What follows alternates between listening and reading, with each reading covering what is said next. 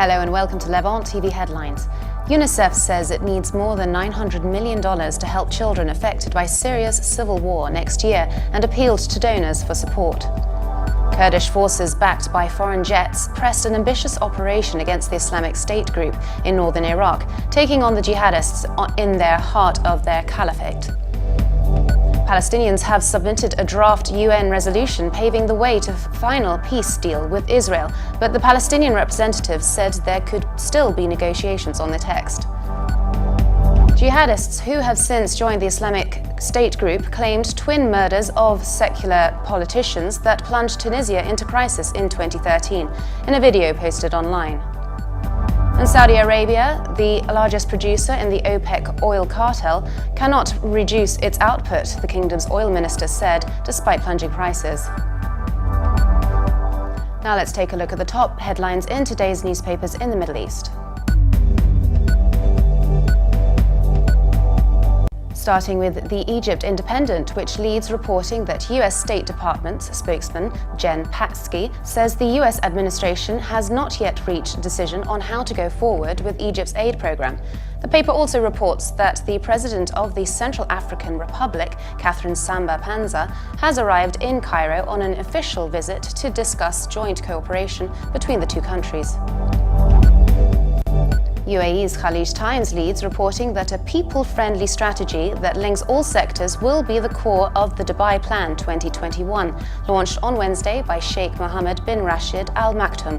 The paper also reports that a shocked Pakistan began burying 132 students killed in a grisly attack on their school by Taliban militants, has heaped pressure on the government to do more to tackle the insurgency. And Lebanon's Daily Star leads reporting that families of the 25 captive Lebanese servicemen welcomed the support of the Future movement after meeting with its Secretary General, saying they were prepared to travel outside of Lebanon to meet with former Prime Minister Said Hariri. The paper also reports that Lebanese army intelligence arrested a prominent member of the Al-Qaeda-linked Abdullah Azzam brigades in an army ambush a week ago. Now let's take a look at the top Middle East headlines from the UK papers. The Telegraph leads its Middle East news, reporting that a 15-year-old girl was prevented from joining ISIS after police dramatically stopped her plane on the runway at Heathrow. The youngster from Tower Hamlets, London, had secretly saved up money for her flight without her parents' knowledge and tried to flee to Syria. The Independent leads its Middle East news, reporting that Palestinian and Arab diplomats are in last-minute talks on how to achieve the seemingly impossible, finalizing a UN Security Council resolution with a timetable for ending Israeli occupation in the West Bank, while avoiding an American veto. Riyad Mansour, the Palestinian UN representative, told the Voice of Palestine radio station that Arab ambassadors would hold an urgent meeting to discuss amendments to the original Palestinian resolution that sets this two-year deadline for establishing a Palestinian state. And The Guardian reports that Israel has been hammered by a series of diplomatic rebuffs across Europe after the European Parliament voted overwhelmingly for qualified recognition of the Palestinian state.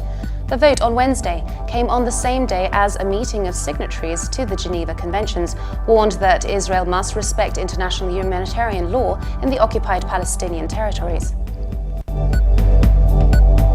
Now let's take a look at the top Middle East headlines in the international papers. From China, the Global Times reports that US-led anti-terror coalition launched multiple airstrikes and killed 13 Islamic State militants in Syria's eastern city of Bukamal on the borders with Iraq.